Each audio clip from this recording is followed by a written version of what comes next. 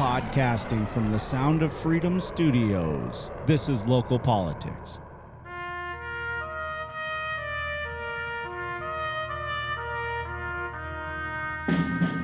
Today's returning guest says his professional and civic experience reflects a record of determination and commitment to service.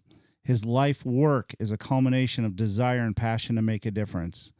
He began his journey as a volunteer and worked his way into fundraising and board development, and as a result has served in nonprofit resource development for over 20 years. Jose Macias is currently serving his fourth term as a board of trustee for Judson ISD and has served as the District 2 representative for the Alamo College District from 2019 to 2020.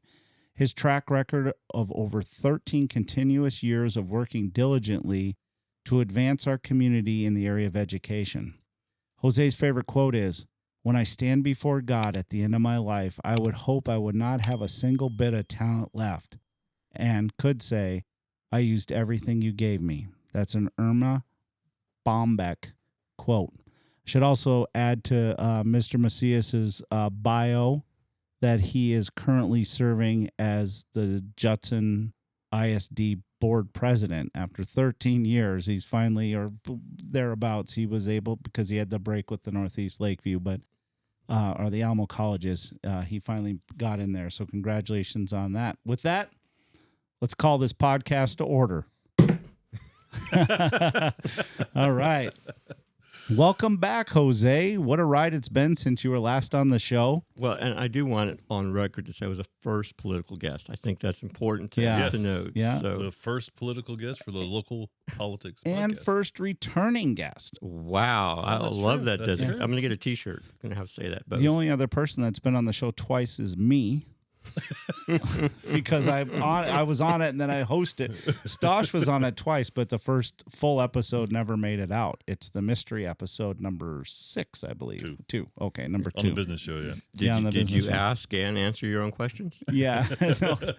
Yeah. Why are you so good at lowering the tax rate and all that kind of stuff? Wonderful. But, 5 minutes. You broke your previous record. Yeah, I know, Selma.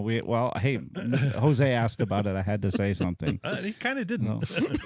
But sincerely, man, congratulations on being board president. I know that's something you've been very passionate about. We used to give you a hard time, myself and Gary Emmett and some of the SCUC, trustees always used to call you the man of the people because you're always out working. You're always very willing to take phone calls and kind of those type of things. So congratulations on that, for sure. Well, and obviously I think it needs to be noted that the role of being board president isn't a title that you seek because you want to be board president. There's a time and a place. And early in my career as a school board trustee, I was board president in 2011. But it was a very divisive time. There were a lot of egos. And it became very clear that if you can't lead your entire team, that you shouldn't be board president because there's going to be conflict. And with egos being up at that level, I had refused to be board president for multiple times. I just knew, even though I had majority support of the board, it wasn't going to be constructive for the district. And so ultimately, my job isn't to be board president. My job is to represent my community. And so that has always taken priority. But this year, the shift in leadership, I think, has put me in a position where I would like to serve in that role, partly because I want that role to transition. And I'll tell you what I mean by that. I don't believe that a board president should stay in that seat for multiple years. Mm-hmm. It should rotate because it's on the board, we're all the same. And as board president, you learn a lot of other details about governance that are helpful for you as a trustee. So my goal is to start a transition in that role.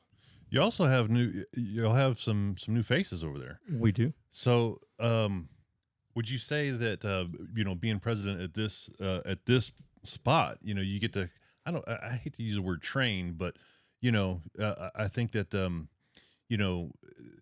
kind of the new people coming in, right? You got an opportunity, I would say. No doubt, and the word I would use is mentor. There you go. That's a much better word. So there's an opportunity to mentor new colleagues as well as colleagues with intermediate experience as well. And I am the senior board member. I've had more experience than most of the trustees on the board, almost by double experience. I think I have 13 years in governance and 7 years is the next group. So there's significant things that I've seen in my time as a trustee. But more importantly, we also have a new administration. So I want to work with this new administration to set sort of that benchmark. Sure. I've seen multiple administrations, so I've learned from each one of them what are attributes that they should carry forward. And so being in this role allows me to work closely with administration as well as mentor new board members. It's the right time and right place to be. Nice. Perfect. So it's been, last time you were here, we were talking about the bond.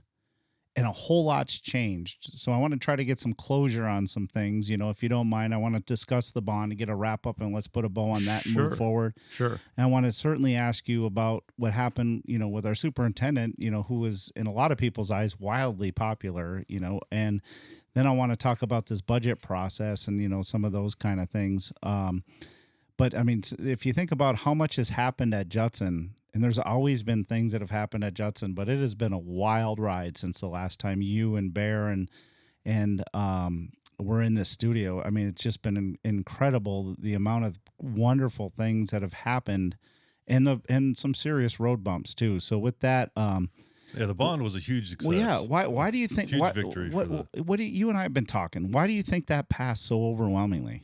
Well, and just for clarity, I usually like to start off. I know that I'm serving as currently board president, but my role here is always as a District 4 representative for my community. This is not an official. I'm speaking on behalf of the board, so I just want that to be very clear. And also, you made that pretty clear on the first show too. We talked about that. Being that your biggest priority. Your biggest priority is your district. Yes, it is. And simply, stating that I don't want the community out there to misconstrue that I'm speaking on behalf of them. Sure. My colleagues are all leaders and they can speak for themselves. But as the District 4 representative. And as a concerned citizen and somebody that engaged me, and I mean, the amount of sweat, and I know the amount of sweat and tears and effort and phone calls and stuff that went into that campaign. It was unbelievable, the amount of work that we did to work on that. But why do you think it passed? It passed because it was needed. And I'll take it a step further back. It started because I had requested that we have the information to analyze putting a bond on the ballot in November as a board member. I led that from the board level standpoint. And there was a lot of pushback. Administration was saying we need to wait until May. And I was like, I'd like to see about a November bond because safety and security are at utmost importance. Why would we tell our community, let's just wait till May and deal with it then? I mean, the logic was simply voter turnout is lower in May, and that I guess administration felt they could control the voters and persuade them to support the bond. When it was in November, it's a mass election. There is so much folks to reach, and there was some skepticism if they could reach the masses. So as a board member, I said, it doesn't matter. The right thing to do is to do it in November, regardless, because we need the funding and support for a safety and security bond. In addition to new schools, we needed those things. They were non-negotiable. So there was the bond that was up for vote the year before too. Is that right? And it failed. All of the propositions failed. And the two new schools that passed in next year, this last one, were in that bond. Okay. And so... And there was a committee, too, for the record, and everybody listening at home. There was a committee. We had a growth and planning, obviously, which was a major part of the success of the bond. I mean, the foresight of our former superintendent to put that together, coordinate our staff with all that information in those meetings. One of the things towards the end of that is, would you prefer a May or November bond? And everybody in the room kind of got to vote. And I was with a former trustee, friend of yours, Arnold Salinas.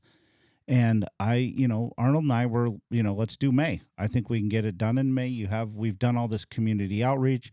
We're going to have a lot of support. There was, 50 people in this room. Some of those meetings, I mean, we filled up the whole cafeteria at Converse Elementary, and the district wasn't really, it wasn't a bond committee. Everybody called it that, but it was for the bond that didn't pass. No, the one that did pass. Okay. Yeah, this is for the bond that did pass. And after the one that failed, they put a committee together.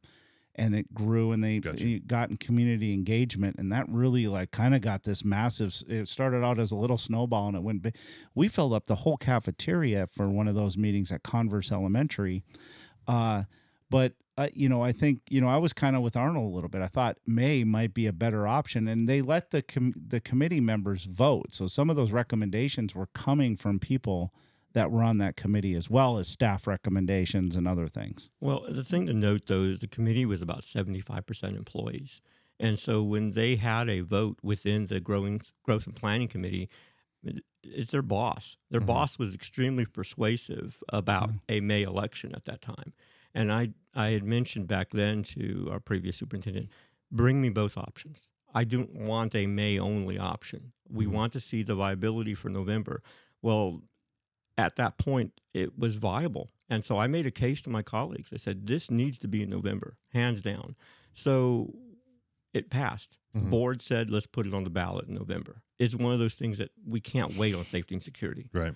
And so it also put us ahead. Just so you know, because we're ahead, our costs were lower because we're ahead of the game. A lot of districts are trying to now pass more safety security bonds. Oh, New Braunfels just went crazy with the stuff that they passed. And so since we were ahead of the game, we are first in line, which means our pricing is better. It really positioned our district across the board to be in a better position. Well, and let's be honest, Uvalde just happened too, and I think that keeping Yes, that of in course. mind, it's been that hit all the neighboring school districts, all it hit people across the country, but especially here in San Antonio. And that's why I said there's no reason to wait. Sure. We need to go forward, and I was adamant about November. So getting back to the success of the bond, the idea was finally got it on November. Well, then the concern was administration was not going to get involved other than informational promotion of the bond. But we needed a vote yes. We needed people to say vote yes.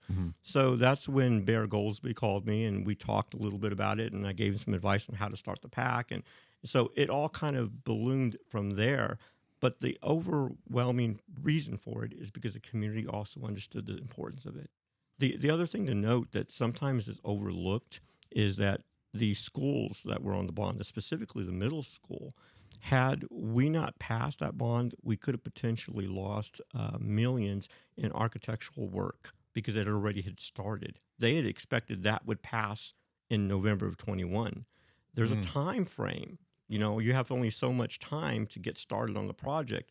So this bond also saved us from losing anything. We probably would have been able to revise it, but we'd have had to spend more money on redoing architectural drawings for the campus.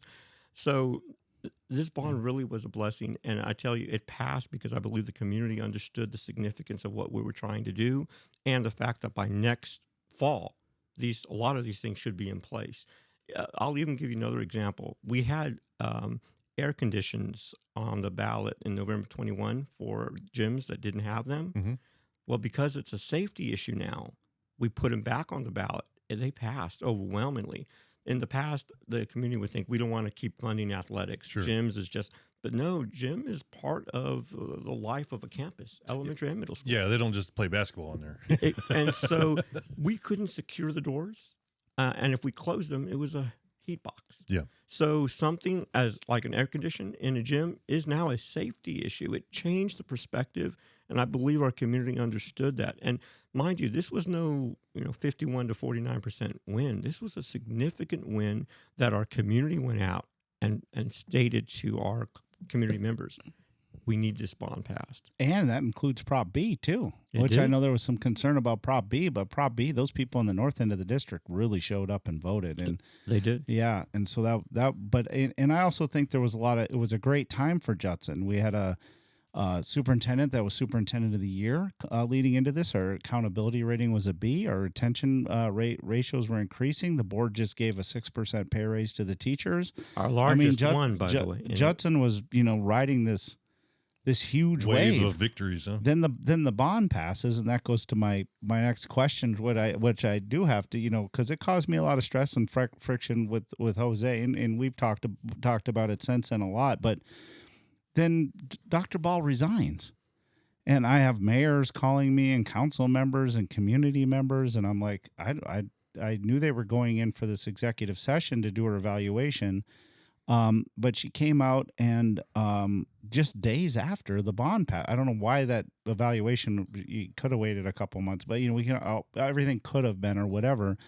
I know you can't tell us why that happened, and because it's it should be Executive. you guys handled it, but I said, well, I guess she's going to resign. They're not going to terminate her. And but, real quick though, legally though, in executive session, the way I understand it, you can't discuss anything outside of that, right? Yes, correct. So just make sure everybody listening understands.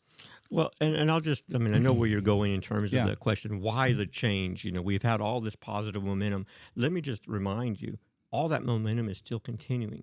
The only thing is we've changed the superintendent of the district. But all that momentum of the safety security bond passing, the need to support that, the growth of our district, the new schools, all of that is still occurring. And I would remind my community when they would ask the question, we're not going off the rails here. The board made a 7-0 board decision to accept the resignation of Dr. Ball. Right. So, After the executive session. Of So a course. deal could have been worked. And for the record, I want to make sure we get this on record as part of the compensation. If she did something wrong, and that's part of the reason she left, the board decided to pay her $140,000 to leave. Well, and it didn't even pay her 140. That was just her contract. Her that was separation her contract. Just like agreement. it's just Buying part of out her a contract. And to Okay. be Yeah, honest, okay. her contract was longer than that. We only paid her to the end of the year. So don't think she had multiple years on her contract. So Okay. technically, if she wanted to, So y'all just paid her for the rest of the year. exactly, Right. which is Gotcha. not an uncommon practice for superintendents. So this is extremely normal. I'm not saying any of it is. I'm just saying the optics and stress it put on me personally after I had done all this work, and other people, these parents are you're there was a dealing cer- with it still. We still have a lot of upset PTO parents and There stuff was because they a love certain Dr. amount. There was a certain amount of the optics that the bond passed with her leadership as administrator, right? Superintendent of the year. Superintendent. So B rating, 6% pay raise. I mean, you get to ride the wave of all the good things that happen, and you take the blame for all the bad things. And I'm certain that this board Which wouldn't is have done any this leadership if position. there wasn't something there. And I would never assume that. I just was hoping that the evaluation could have been put off until, I don't know, February or March. But I don't know what Well, why? happened. And just because of the optics. I'm concerned. I pay attention a lot to Judson, and I watch the meetings, and I call Jose often, and there's a lot of things, and there's something good that came out of this, and we're going to get to that here. So your concern is that the optics you feel like is, since she left so quick after the bond passed, is what? I just think there was a lot of people that in our community that put a lot of trust in me and the members of the PAC and other trustees on Judson, and we're going to talk about what just happened in the election. I'll stop you there, Kevin, because I do want this to be very clear. The work that you did and that our community did still resulted in what we have today, which is we're ahead of the game for safety and security. We're going to offer more support to our students in that regard and families for that matter. And we are getting 2 new schools. So the work that was needed and that was necessary occurred. And as a result, we are going to see these things really help our community. Yeah. Right. So none of that has changed. Right. Well, right. It's just, I think it's just how we got there, right?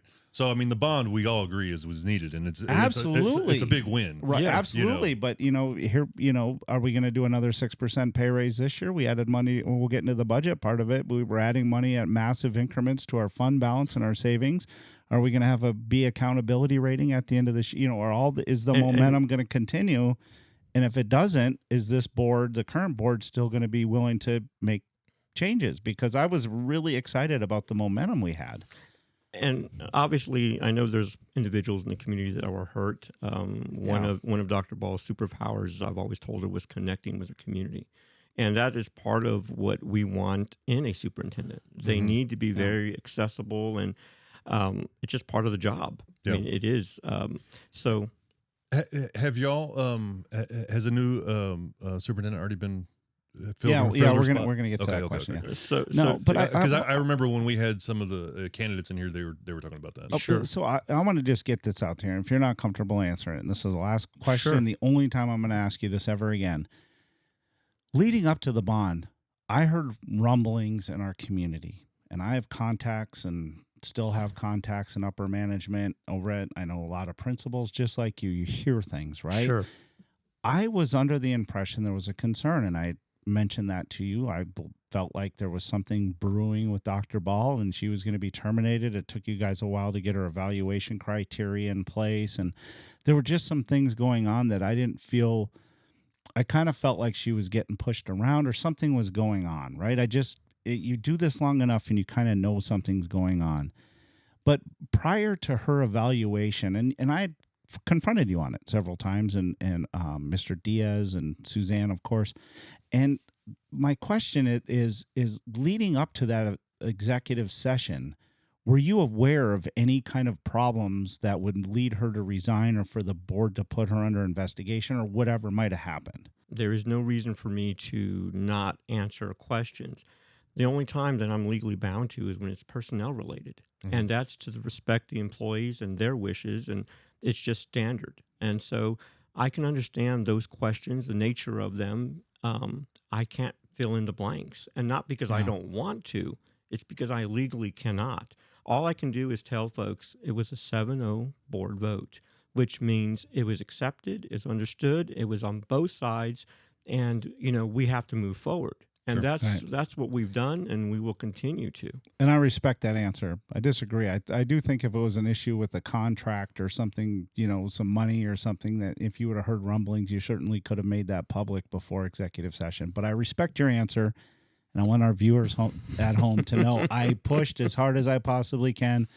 And thank you for sitting here and taking those questions, because now that I've asked them on the podcast, I'm never going to ask you again. I promise you. Okay. Well, I appreciate it. And just for the record, Kevin has asked me these questions outside of this confines. And I would never expect you to say something that happened in executive session. But if there was a reason I knew something was brewing, and but we'll leave it with that. I mean, you guys made your decision. She's gone.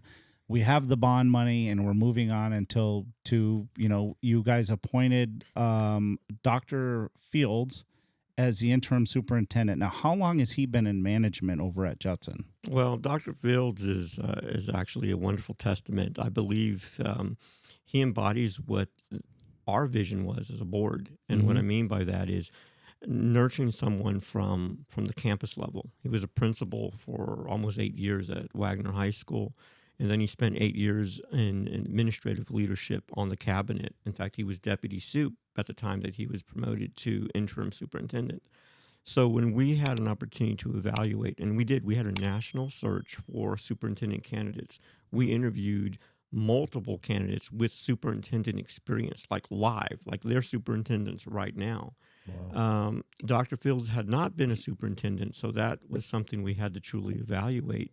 But I can tell you the things that I really appreciate about him is that not only did he spend essentially 16 years in leadership with the district, he was also a Judson High School graduate, which meant, he is of this community. And as I mentioned earlier, it's important for a superintendent to know his community. Absolutely important. There was no one in my mind that met those qualifications. So the other part of where I felt that we had success is we talk a lot about building our employees up and giving them opportunity. Here before us was an opportunity for us to practice what we preach. Sure. And to give someone an opportunity. And it wasn't, a give me. He earned it through his interviews. And again, we had majority board support for his, and ultimately a 7-0 board vote for him to be the next superintendent. So I think we're in a good spot. The 7-0 vote, was that with the new candidates or the old ones? No, we actually endeavored on this with the current board at the time, because we didn't want to see possibly 2 new people coming in late in a process that we had started months ago. So we double timed it, and I'm not kidding. We had so many meetings and so many interviews, and it was exhausting. In fact, like it. I actually had a cold, but I would go to those meetings and just leave right afterwards because we had to be there. And this was important. We're talking about the next leader of Judson ISD who needs to move us forward. So I believe Dr. Fields has all the requisite skills as well as the knowledge and the passion. He already openly said he does not want to be a superintendent of any other district. This is it. So it's not like he was fishing to find the next job. This is and he'll tell you, this is a dream job. So Dr. Fields he's the interim, but now he's now he was made the finalist, and we actually signed his contract, I believe, last month. Nice. So now he is the superintendent for the next 3 years, and I really like the idea of it being from within. When all you can. I mean, like employees and everything. Sure. You try to promote from within if you can. When you That's great. can. And this was that And time. then too, he knows, he's been there for so long. He knows the process. He knows all the ins and outs of the district already. And I can tell you my experience is that some of the districts that have been productive have been your districts like Northside ISD, who promote from within, Northeast ISD. There are times where they identify leaderships within their own ranks to continue the policies and processes. And since I have seen other administrations, a new soup comes in, new people, new processes, and it takes time to get rolling again. And if we're doing that every 4 years, Sure. you don't see the continuity that you need. I believe Dr. Fields, with his experience, will know what needs to be changed and what does not. Well, he's wildly popular. So when the superintendent search was going on, you guys hired that Jody, was that her name? She was one. Yeah. I'm big. Yeah, I had a nice conversation with her. But I went to a couple of those meetings. Of course, I volunteered to help in any way I can. With that selection, we put the Post-it notes. The usual routine. But Sure. But and I didn't know who was in the mix. I would assume, I heard some rumblings, of course, I'm in the community. Dr. Fields, he's always taken my calls. He's a genuinely very nice person to me. He is loved by the people that work at Judson. Mm-hmm. There's no question about that. And when I would go to veterans, the people in the front would, boy, I hope he gets the job. And I heard he's a finalist. And, I was getting a lot of that kind of stuff. He is Judson, to the bone. And so what I think when you guys came out and named him, I don't think anybody was surprised. And I even think it was mentioned on the dais. You guys had so many comments and stuff on his resume and him, people supporting him and emails. And, you just kind of got bombarded. The one thing that I was, of course, I'm concerned about the momentum. And the one thing that where he really checked that box on the momentum, he's been working in the cabinet, Imperial Senate, the highest level. That's what I always call it, the highest level of management over at Judson for years. I mean, stepping into, a budget process or anything for him should be simple. It should be, straightforward. I mean, he already knows some of the concerns with safety and security. Of course, the bond, what's her name? The lady that runs the facilities. Oh, I can't think of her name now. Judson, who's in charge of the spending the money for the bond, planning all that out? It would be Helen. Helen, Yes. yeah, Helen. Helen's already got her thing because we did all this planning, so he doesn't have to worry about that. So it's just keep the dang thing running, try to get us up to a B+ rating, which not a lot has changed, in the last year. And I'll stop there because you touched upon it a couple of times about the B rating. TEA and they set those standards, and so I always say this because I think the community needs to know this.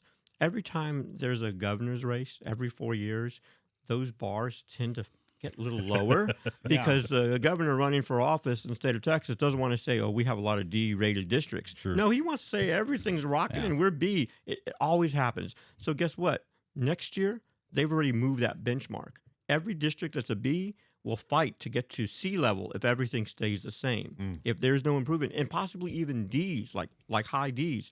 So now it doesn't matter because now he's governor and he's going to, but just wait and see the trend. It gets to that point again, those benchmarks will lower. And it's that frustrating. Is such a gross. Well, you got to compare to the neighbor. You got to compare to districts with similar demographics. There's all kind of data points. You're an expert on that stuff. But if the benchmark is changed, and it's been brought up.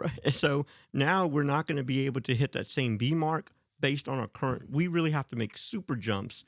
And so coming out of COVID, we're trying to make those leaps, but we may not. And obviously our district is almost 80% economically disadvantaged. There are different strategies in addressing students that have needs at risk. And so that's why I'm passionate about doing that. And I know one of the things that's true to your heart in evaluating our superintendent, whoever that superintendent has been, you've been crystal clear with me in the public, accountability rating. Absolutely. Academic accountability. So is it based on if you don't use that metric, what do you intend to evaluate Dr. Fields on? It'll have to be. I mean, that is the metric of all superintendents. Okay. And so we're expecting to get a hit. But again, we're not going to be alone. You'll see this across the state. We've made appeals to try to, but again, we don't have control over that. All we can do is our best job. So I try not to get lost in that, but I do want the community to be aware that those things change. And that's why next year, if we're a C district, it's because the benchmarks were raised. It's not because you're All of the a board sudden- president.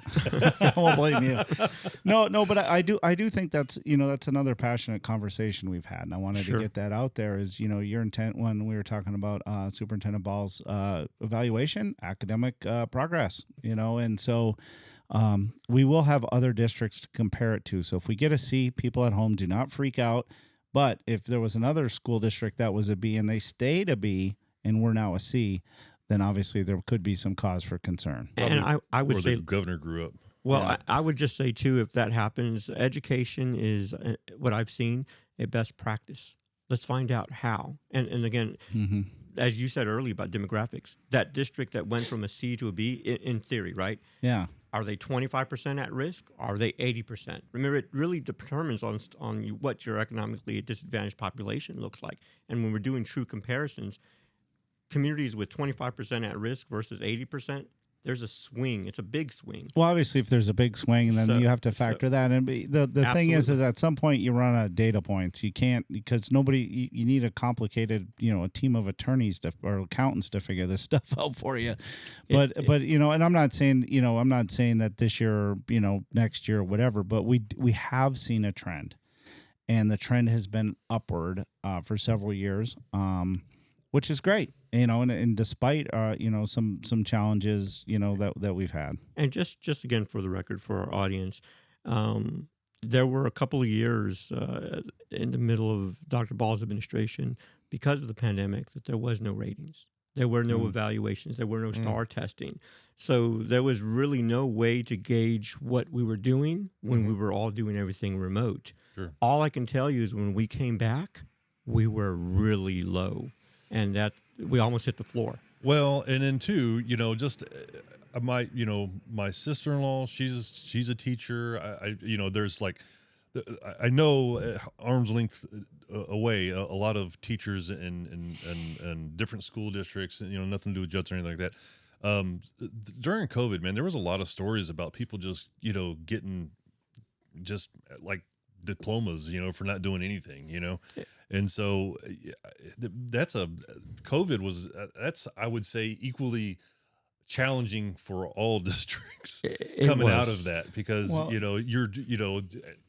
teachers were in a really tough spot. You're trying to get people to pay attention. It's hard enough to get, 20 kids to pay attention when you're sitting in front of them, much less in Zoom calls and stuff like that. So. Well, but you come out of it and, again, it's about momentum. And that accountability rating is helping with our momentum, right? And so we don't want to see it, even if that's just the nature of it. And I'm not putting this just on teachers. I mean, we'll get to the election with Miss Stanford here in a minute.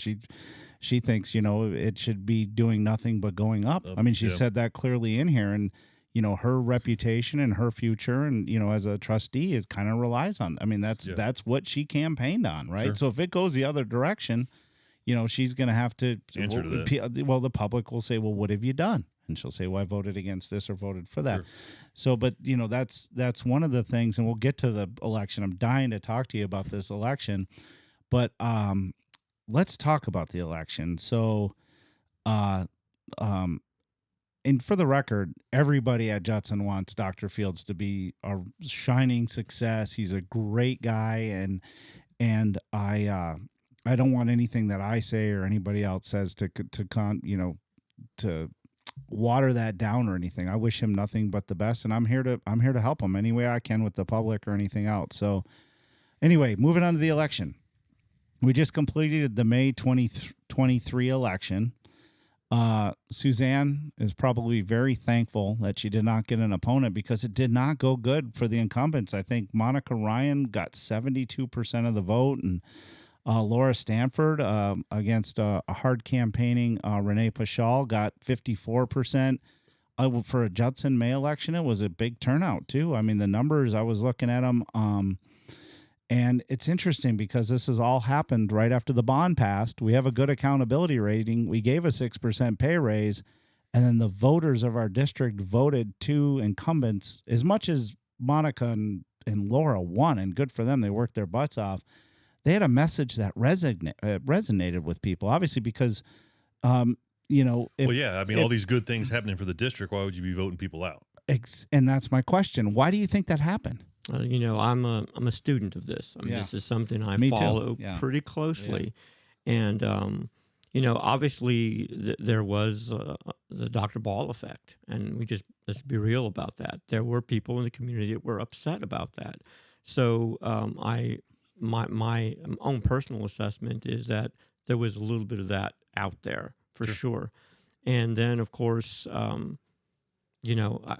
I supported Miss Stanford, Laura Stanford. I endorsed her wholeheartedly, and I believe that was not a result of the Ball effect. I believe it was the community making a solid decision on the type of leadership they wanted in that board seat. Okay. And one of my contentions that I've had with Ms. Paschal directly was that her aspirations for our students reaching a certain grade level were not on target with my goals and aspirations. And so we would have philosophical discussions that just weren't centered. So when Miss Stanford approached me, and she approached me after one of those board meetings saying, I really understand what you're trying to say and push, and we need that. Our tax dollars are paying for an education, and if our students are not at grade level, then what are we doing with our tax dollars? Which is a fundamentally appropriate question. And I said, well, that's the fight I've been pushing. And right now I'm having some discussions that I'm not realistic. I was like, what do you mean? We don't need to worry about if I'm realistic. Let's try to get to these targets. Our children need to be at grade level, period. So whatever we need to do, let's get it done. And that's sort of where this campaign started. And I say that because that's why I made a decision to endorse Miss Stanford after having a couple of meetings with her, understanding her vision and that alignment. And not that we even think alike together, right? I don't need a clone on the board. I need people who are going to ask hard questions. And it's funny because Miss Stanford's second vote that she ever made was against what I recommended. So I love it because, again, that shows she is a critical thinker. Sure. And that's what we need on this board. I don't need rubber stamp people on this board. People are going to think about what needs to happen. So endorsing her was really a no-brainer for me. And, again, I don't take that lightly. I mean, I really wish I didn't have to get involved in these races, but this one had some history. Going to, with Laura's election, one of the things I noticed with her is somebody would call me and say, hey, this lady was just at my house. Do you know her? That kind of stuff. I think that she really got out there and talked about it. And I think when she changed her message from raising the goals to giving our teachers and educators the tools so that they'll stay long enough so that we can keep the momentum, right? And those she's talking about financial compensation and other things. I think to get to the goals I want to get to, when she changed her message to that, I thought that was a very important part of her campaign. Huge. And then because teachers they feel beat up. I mean, people are coming in their classroom and hanging up the 10 Commandments in Arabic and, all this crazy social stuff that's going on in our society. Teachers are worn out. I mean, and it's not just because they're older. It's hard. I think. And then the second thing I thought that really resonated is, René was in here and she talked about doing the 1% increases. That was the most the board could do. That's the best we can do. I've had everybody in here. I invited everybody to come in on the podcast, and it was 1%.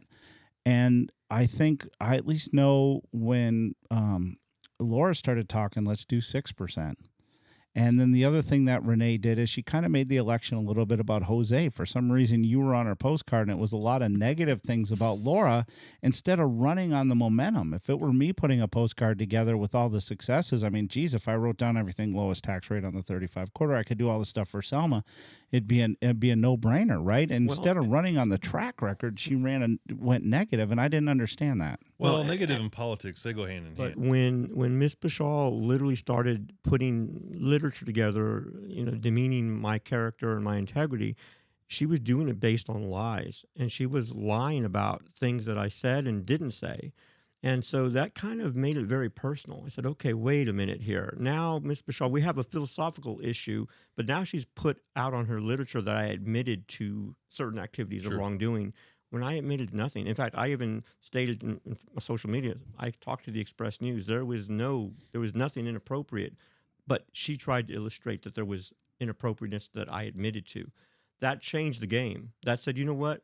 I'm going to step up my engagement with Miss Stanford and start calling people on her behalf and start helping her do her outreach and recraft her message, Mhm. because at this point it's personal. Sure. And it's unfortunate, but when you think about it, if you work with somebody on the board that will deliberately say lies and say it's truth, Yeah. that's There's an no telling integrity. where that's going to Yeah, go. that's an integrity thing. And how could I work in good conscience with somebody on my board that had integrity flaws? Sure. So And naturally, you got up in the morning and came on, I am not a crook, and went full Nixon, and that was it. Yeah. I'm like, come I'm on now. engaging in this, yeah. Have fair, balanced, and truthful, discretional discussion, but don't go and spread lies.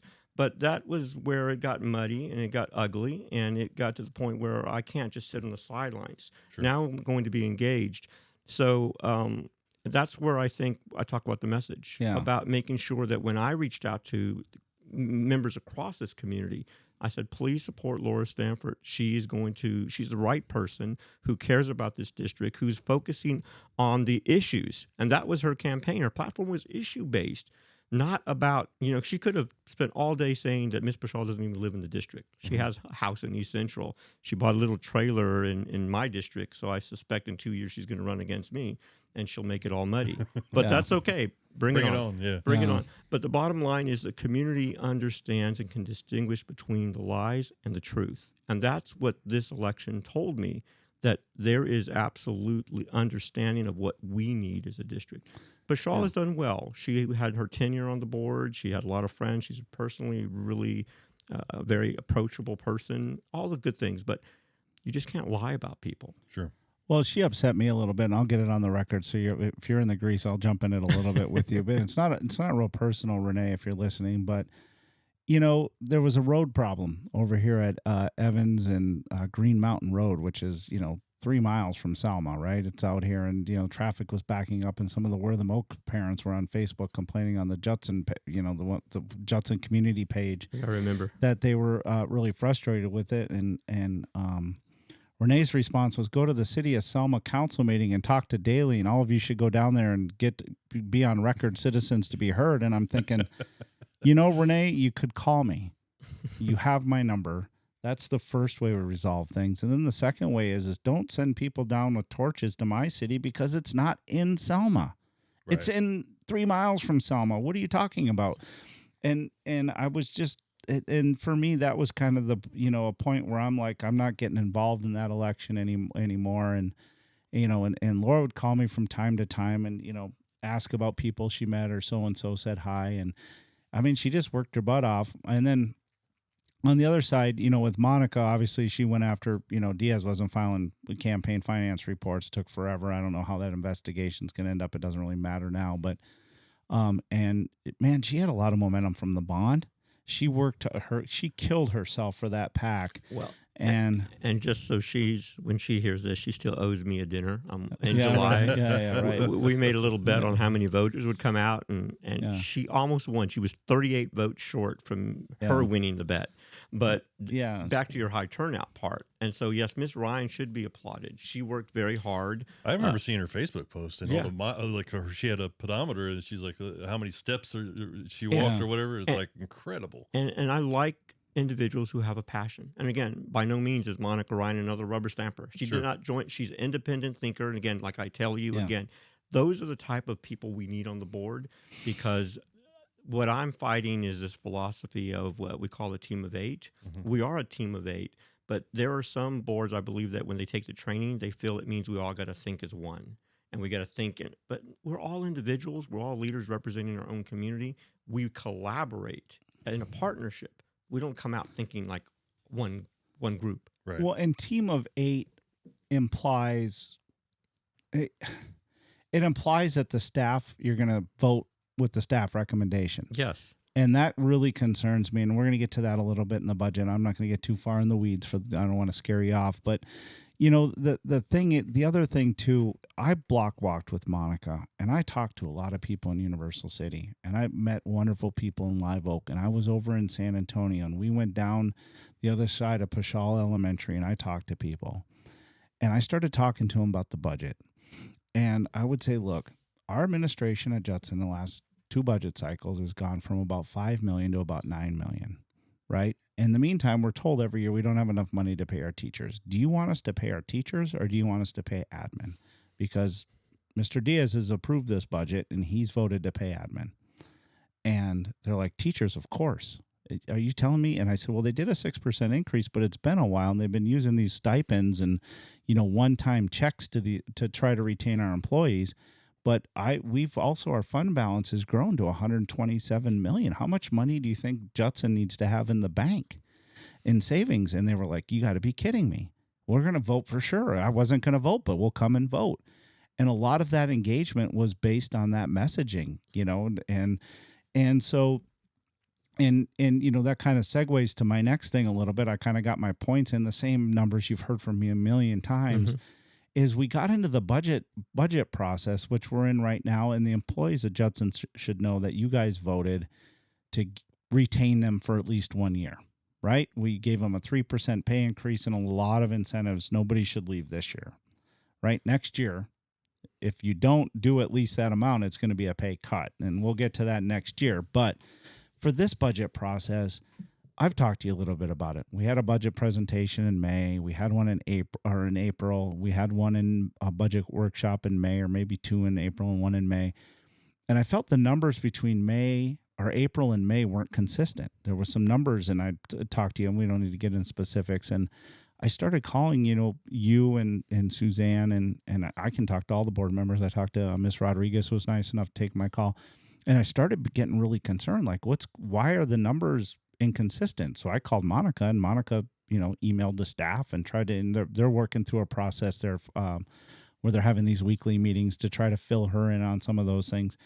Why do you think every year and this goes back to Ball, and it may go back to Mackey if I really look it up. I haven't gone that far back, but let's just say for sure for Dr. Ball, every year when it's time to pay our employees, we're always told it's going to be a massive budget deficit. But every year our savings account grows. Why is that part of ingrained in the Judson culture? Well, and I will say because everything is relevant. We're talking about the last few budgets that we've had where we've seen significant growth. In fact, I was like you. I had left to be on the board for Alamo Colleges for 14 months. And I came back and I'm like, how the heck did our fund balance get so big? Because I remember the previous budgets and our fund balance. Well, obviously I learned that we received additional federal money from the government to support the post-pandemic strategies. And what we've done with some of that money is pay for positions, but then we put it back in our fund balance, meaning that we use the federal money rather than our maintenance and operation budget, and we put it back in. We've done this now, I think, for going on our 3rd year, which means we have a much bigger fund balance, a reserve fund, because we're not spending the money out of our operational budget, which enables us to then look at where can we put this money for future usage for supporting our students post-COVID. Yep. But what it's done is, on top of the interest that we earn on it, on top of more money going in because we're basically supplanting money, we had a bigger growth in our fund balance. And just so you know, my first year back, I did push. I'm the one that helped lead that 6% pay raise last year. And we took almost $20 million from our fund balance. We committed to it. We adopted a $20 million deficit budget, but we knew we had the reserves for it. And we know we can't continue it. So this year we have a certain similar scenario. And as Kevin alluded, we're paying a lot of stipends. We're paying a lot of one-time additional to make it incentives, to make employees stay. And again, because you mentioned earlier too about Ms. Stanford changing it to pay raises. Part of getting our students to grade level incorporates having experienced teachers in the classroom. So there's a correlation between experience and student success. So our goal should be retain talent because that experience helps students. So you did a survey about retaining talent. You asked the teachers what were the top 5 issues most important to them? Was salary. And that's, it was all money. And that's where we responded with 6%. But let me just tell you, retention didn't stay exceptionally high. And it's because now we're in a different world where a teacher can go anywhere they want. We had a couple of them who live closer to the other side of town. They've been with us for 8 years. Regardless of the fact that we gave a 6% raise, still left. So it gave me an example that teachers can go anywhere they want now because there's supply and demand issues. True. There's not enough teachers. So we have that struggle to contend with. So when we deal with tax dollars and with raises, there's a strategic aspect to it. Is there a median income level for teachers in Judson? There is a starting salary, which I believe is at 57, I think. Yeah, for first-year teachers. Now, we included some step increases with the stipends this go around based on experience. And so the teacher shortage problem is real, and I talked to Dr. Ely about it at one point, and there's a lot of stress. So teachers are leaving just because of the stress of the job. A lot of teachers, the cost of living's gone up, property tax has gone up through the roof. We talk a lot about that in here. Our Judson property taxes have gone up. Everybody's given the district a whole lot more money. The state revenues increased for Judson, and I guess my question wasn't necessarily about that we have our fund balance is ballooned because of the ESSER funds, the federal money. My question is the culture, and I guess this is kind of, you can answer this as a trustee, but how can I help, or how do we change the board's philosophy a little bit when last year the board was told we were going to be running a $24 million budget deficit for 22-23, the budget we're working in right now. It ends at the end of June. In order to pay for these 6% raises. And I kind of feel like staff, when they're given a recommendation, is putting pressure on the board saying, hey, this is a little risky, but we need to do it. And you felt that last year. I felt it too. And you went ahead and did it anyway. Then in addition to that, you guys have voted for almost $5 million in budget amendments, right? So there was no fear when those amendments were brought up. But when it was the teacher pay, this is my little personal thing here.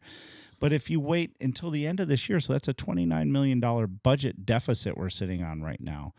And when Ms. Davis did her presentation, she said it's actually only about $10 million. I honestly believe come July 1st, we're going to add more money into our savings versus ever going into our savings account.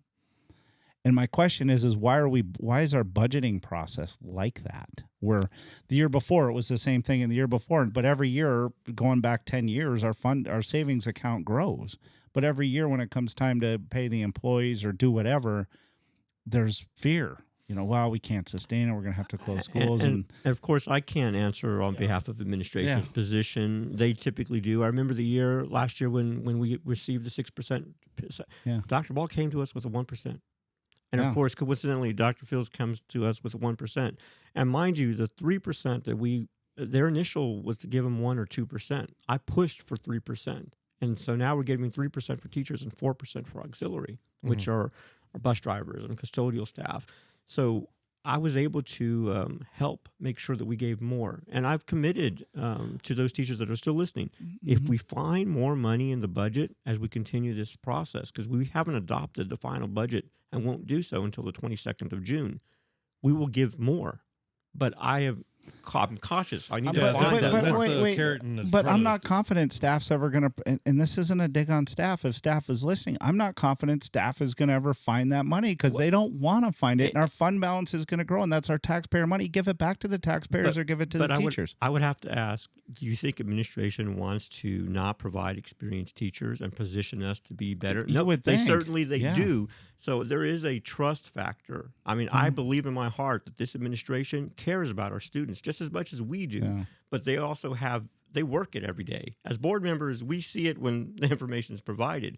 We're not accountants all in the system. So we have to trust our administration, and I do. And I do believe the premise is that they would not promote something that would hurt our district. It may not be intentional. It may be the data they're giving or whatever. I'm not blaming any that it's like intentional. I just have noticed a pattern. This goes through several administrations, and the board's kind of been complacent. In some of the, and not you. Yeah, I was going to say, I can look down. I can look down the board and call the state legislature, and everybody's got their little talking points, and we're going to have to close schools and and all this kind of stuff. My question, my follow-up, and we can leave the salary thing with this. If we have $127 million roughly in our savings, if you find out at July 1st, July 2nd, you get the financial closure from last year, and we're adding another $10 million into our savings. You're telling me you're going to give that $10 million to our employees. I'm saying that Or you personally would be in favor of that? I would be open to the discussion of adding additional support. Now, mind you, it's supposed to be strategic. I'd like to know before July 1st because our new fiscal year begins. But, of course, I will also say for the community, we do not have a CFO currently. So we're going to be bringing one aboard. We don't even have the second in command in. We're bringing that in. So there is a level of experience that's coming in to give some more support to ensure that we are thinking strategically long term here. But for the short run, this is a short run strategy right now. We've given, I think, really appropriately very good raises. Generous. Very generous. We've given good raises, and we're focused on retention. I would like to look to see what the retention numbers look like again, because again, if we're not solving the problem of keeping teachers in the district and they're still leaving, regardless of these wonderful incentives, and then we have to go back to other factors. And I've asked administration last month to form a teacher task force with the only purpose of telling the administration and the board what it would take for them to stay without money. What other quality of work-life issues can they bring? Oh, yeah. What are your top three? Yeah, and that way we can incorporate them as added value. So I will say this though, if you guys, y'all just did the 6%, and then you're going to look at retention numbers right after that. It's probably not a long. I mean, if you've got teachers that have been there for 10 years who just burn out and they just got a 6% raise, the retention numbers probably aren't going to be reflective of. And within the past 2 years, if you add the 6% last year and the 3% this year for teachers have seen a 9% pay raise in basically 2 years. So that's pretty good. I'm actually very apprehensive about next year because ESSER funds start to run out. We won't have the ability to give more stipends. Well, you got to also remember a 6% pay raise, if inflation 7 or 8% is a pay cut. Right. And again, that's. I mean, you got to factor. There's only so much you can do. We can't control that. Well, that they can do more. They got $127 million in savings. Come on, man. This is about paying Amy. No, I do think. Remember, people need to realize we need to have at least 3 months of reserves in that account, which I think said was about $65 million. So really, we don't have 127 to begin with. We got half of it. We got half of it. So now we need to apply that half in a way that's going to help the district support our students. Real quick, I got just something's been bugging me. So you started off with saying that there's a $20 million deficit, $24 million deficit, right? Yeah. Then they added $5 million, so it's 29. So and then you said, but it looks like it's only going to be about $10 million deficit. Correct. So we don't know within $10 million if is that normal? And no, it's not. And it's been a big problem in my mind. And it's been a problem for a long time because I've been advocating for teacher raises and I've been told we don't have the money. And every year we put money back into our savings. And I'm like, as soon as he finishes the question, I might be able to elaborate on that. Right, so, Mike, my question is like from my little pesky eyes as a treasurer on the board of Tri-County Chamber of Commerce, right? It's like,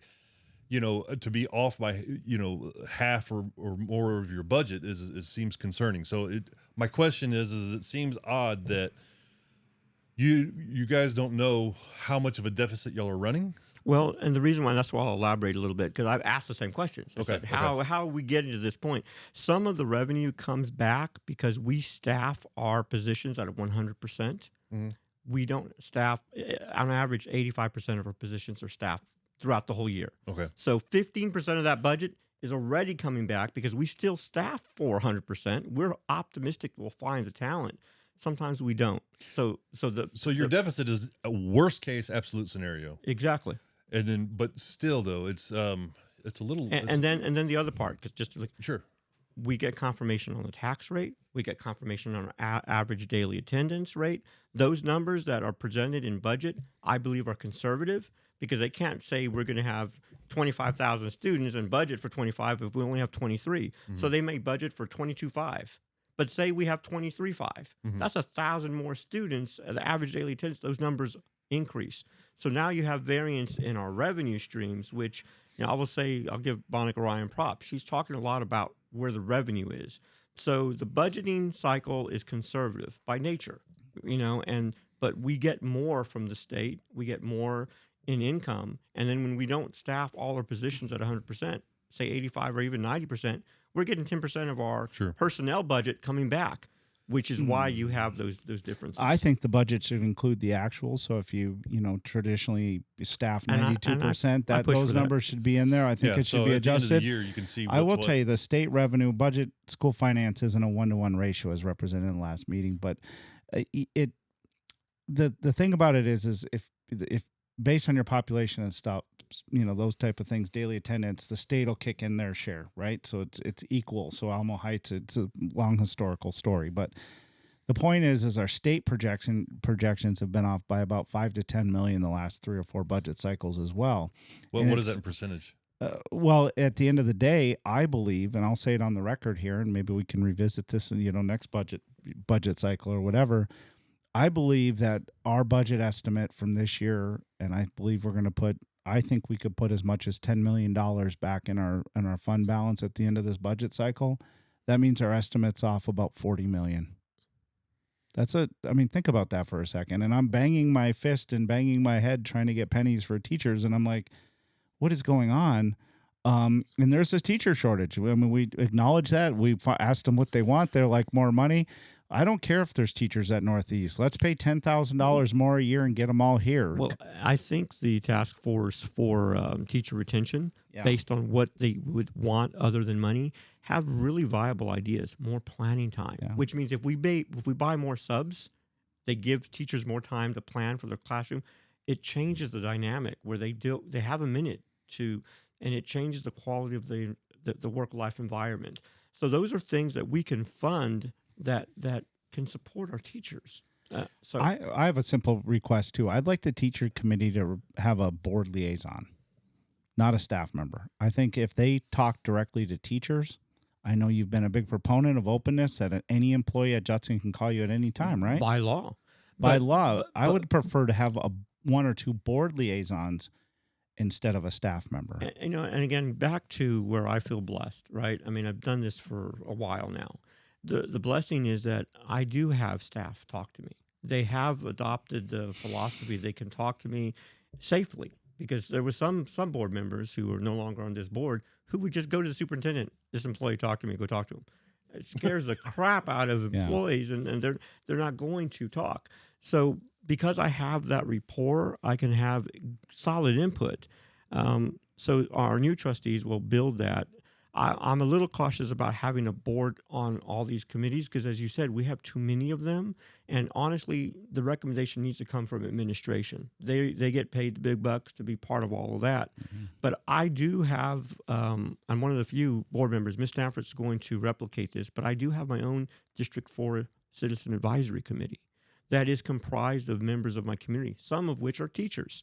And I get input from them as well. So if you're plugged in and you want to be plugged in, you can get input that will help you make good decisions on the dais. We're talking about money. You might even be bringing this up later, but with all the talk of passing something statewide about school vouchers, how do you think that's going to impact Judson? I'm not a big proponent of vouchers, and and for those that are listening, I'm a proponent of choice. Mm-hmm. I do believe parents have a choice, and it's not our place to tell a parent where they want their kids to go to school. But 2 things. The voucher system that Governor Abbott is trying to push through, he's literally trying to push it through, could undermine our finance base if we don't have consistent ability to determine what our revenue stream is going to look like. And unlike some of the schools that would receive this money, we have no choice. We are the de facto. We take everyone that walks through the doors that lives within our boundaries. So we have to service students that come into our campuses. The voucher system would start to dismantle that process and make it very difficult for us to forecast, to provide the appropriate support. That's why I'm not a big proponent of the voucher system, and I think it would hurt us. Well, I would definitely agree that, if you're running a $24 million deficit and it might actually be 10, that number would be wildly different if with the voucher system. Not potentially, right? So we don't know how it's going to shake out. Yeah. So everything's hypothetical at this point. But that's a conversation for another day. And so the one thing that concerns me about vouchers is homeschooling, parents at homeschool, and a lot of long-term social effects. Yeah, the long-term social effects of economically disadvantaged or that community taking the $8,000 or whatever and Mm-hmm. going to McDonald's and making poor decisions with it, and that's the part that concerns me. Public education serves a massive purpose for a lot of reasons, and I think economically disadvantaged people are the people that they serve. I mean, we can't look away from that. We do have a community that has Yeah. a greater need, but we have a responsibility, and that's where we have to put our capes on. We have to be superheroes. We have to do everything from the board level all the way down. Mm-hmm. Everyone is in this fight. So we talked earlier about team of 8. I always say we're a team of all of the employees. It's like 4,000 or 5,000. How many employees Judson has? We're all a team. So we have to attack this issue of education together. That's where the dialogue from employees is helpful. And I feel like this system, if you take pegs out of it, you start to weaken the foundation of it, Mm-hmm. and all of a sudden you're going to have very complex outcomes that you did not anticipate. And so we can't put ourselves in that position. And I guess my real point is that when I talk about being pro-choice, Mm-hmm. I also say, but I'm very pro-ISD. Mm-hmm. And I do tell my colleagues, we shouldn't be angry at charters or private schools. I mean, again, people have the right to choose. We should be looking inward as to why we're losing those parents. And why they're coming back. And a lot of those kids are starting to come back now. But they're coming back from charter schools, right? Correct, back to Judson. Yeah, I mean, and just to play devil's advocate, right? So if the voucher system goes through, and then you guys see, I don't think you'll see a mass exodus, but let's just say, y'all lose 20% of your kids, right? And then income, right? That goes along with that. But then that's going to ease the burden, though, to some degree. For it could, but I mean, obviously, we have to see where that impact is coming. Mm-hmm. What campuses are more adversely impacted than others, Mm-hmm. and then have to make some strategic decisions. It just makes it very. I mean, we just don't know. And if momentum were to build on vouchers, and say you have a influx of more people wanting to homeschool, Mm-hmm. or more people go to private schools, because they can use that money to go to private Sure. schools as well, or other charter schools, it's just dangerous. It really is. I want to leave you with this because I know we're short on time, and I think we got a lot of information packed in here. So I'm excited about you being board president. I told you that I would have supported you. I felt strongly in your rotation schedule. I think that's a great thing. I feel like you're going to make some changes at the district, and I'm really glad you came in here so that we could have some of this stuff out in the open, because I don't want to have to, tell everybody all this and, what's going on at Judson and some of those passionate conversations. You saw me on election night putting out signs the night before the election with Monica. And you know that I was out with Monica and Amy until almost midnight moving signs around. And that's a reflection. Wasn't I too? Yeah, you were out there too. Well, you saw me. You were out there. Yeah, you were out there. You know the blood, sweat, and tears that goes into this, and how passionate I am about this district. And I feel like we're in a really good position to make this great. And the way to do that is to take care of our teachers. And I just, that's when it comes to compensation, that's one of the things that I feel that we can work on. But I think as board president, I think you've taken my call more than any other board president in the past, tenfold. A lot of them, wouldn't take my calls. And I really think we're going to have some change over there at Judson. I think there's some things in the culture at district office, transparency. We've talked about getting information to board members on time. And I think a lot of those things it's not just righting the ship. I hope you can get it all done in a year. Well, and I'm going to tell you that it's not about me being board president. We really have a new dynamic board. We have 2 new people who are very focused on the issues. Their community elected them because of that focus. Critical thinkers. And then you have people who already are critical thinkers who have been supportive of some of the things that I've mentioned and recommended. We have a board that will be very engaged. And so when you have people at the top that are engaged, it means that they'll be thinking through everything that we're trying to get done. Now we need to get everyone up to speed, and I think we can do that this year. Naturally, I will mentor new board members. Next year, this philosophy will continue, so I don't see this deviating. It is what elected governance should look like, responsive officials who are advocating for their community. Thank you very much for coming in. Why, welcome. Ladies and gentlemen, Judson trustee and board president Jose Macias.